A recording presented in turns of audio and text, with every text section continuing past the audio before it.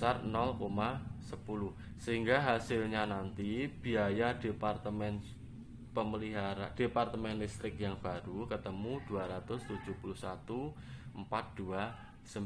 Ini adalah biaya departemen listrik yang baru atau setelah ada tambahan dari departemen pemeliharaan. Kemudian setelah biaya yang baru ketemu untuk departemen listrik dan untuk departemen pemeliharaan, langkah selanjutnya kita adalah mencari rasio alokasinya. Nah, kita lihat di sini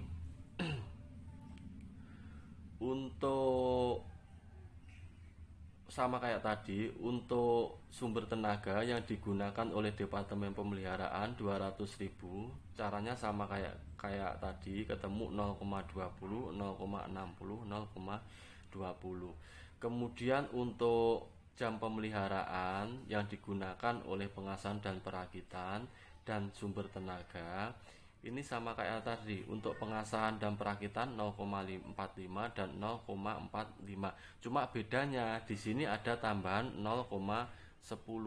Kenapa ada tambahan? Karena di sini diasumsikan ada jam pemeliharaan yang digunakan oleh departemen sumber tenaga. Dalam artian apa? Meskipun departemen sumber tenaga itu menyediakan listrik, tetapi apa? Untuk penyediaan listrik tersebut juga diperlukan pemeliharaan, sehingga nanti apa? Ada biaya dari departemen pemeliharaan yang akan diberikan ke departemen sumber tenaga.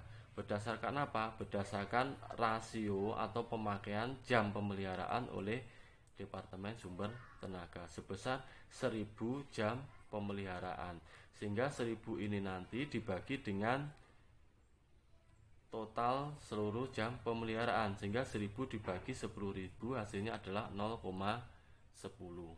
Nah, setelah semua rasio ketemu, baru nanti kita kalikan. Misalkan di sini untuk sumber tenaga biaya yang lama adalah 250.000. Kita lihat di sini ada biaya sumber tenaga yang diberikan kepada departemen pemeliharaan sebesar 54.286.000. Asalnya dari mana? 54.286.000 ini asalnya dari 0,20 dikalikan dengan 271.429, di mana 271.429 ini adalah biaya sumber tenaga yang baru setelah dia ada tambahan dari departemen pemeliharaan sebesar 21429.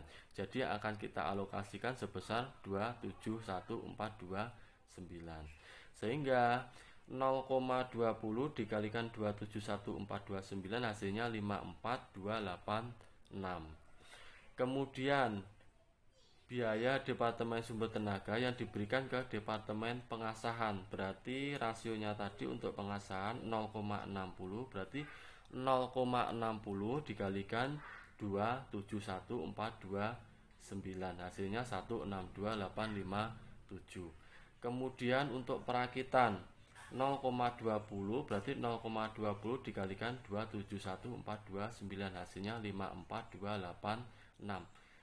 Lalu kita coba tambahkan 54.286 plus 162.857 plus 54.286, hasilnya sebesar 271.429, sehingga kita kurangkan dia akan habis, hasilnya menjadi 0. Kemudian untuk biaya departemen pemeliharaan yang akan dialokasikan ke departemen sumber tenaga, ke departemen pengasahan, dan ke departemen perakitan.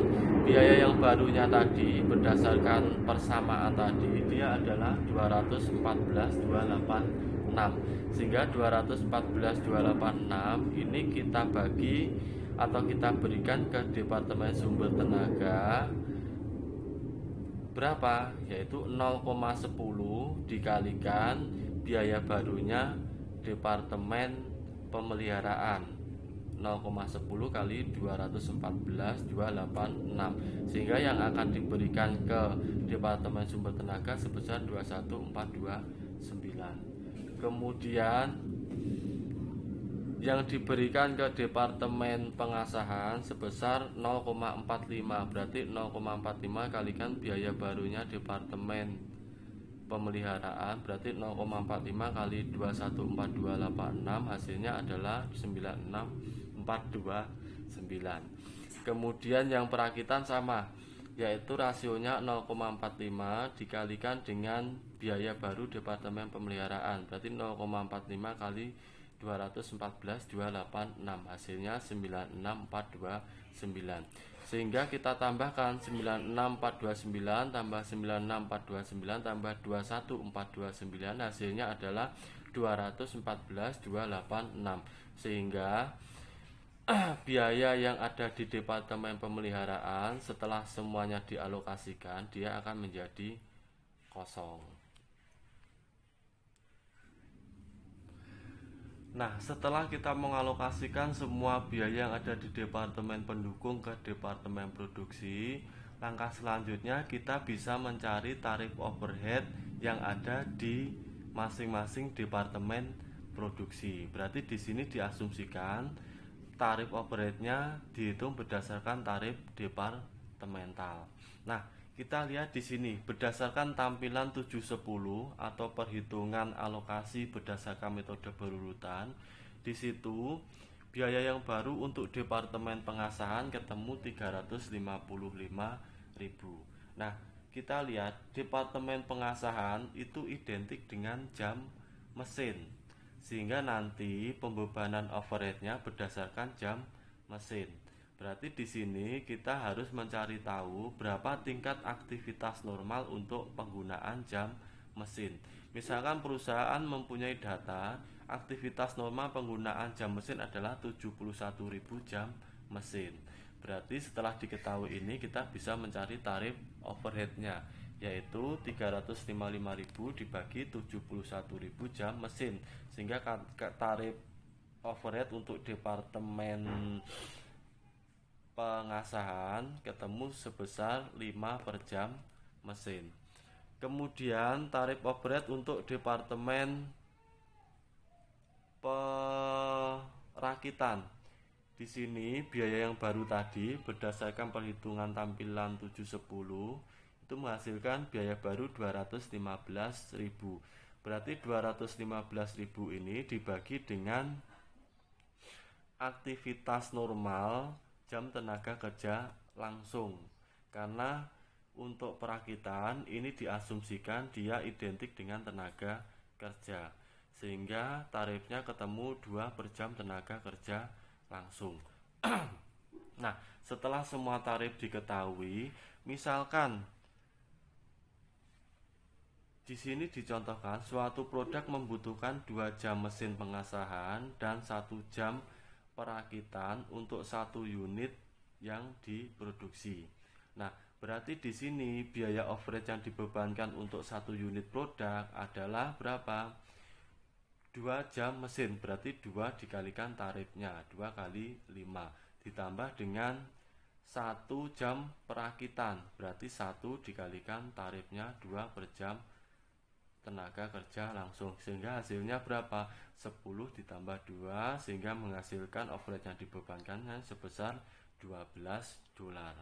Nah, misalkan suatu produk di situ dia menggunakan bahan baku senilai $15 dan tenaga kerja langsung sebesar $6.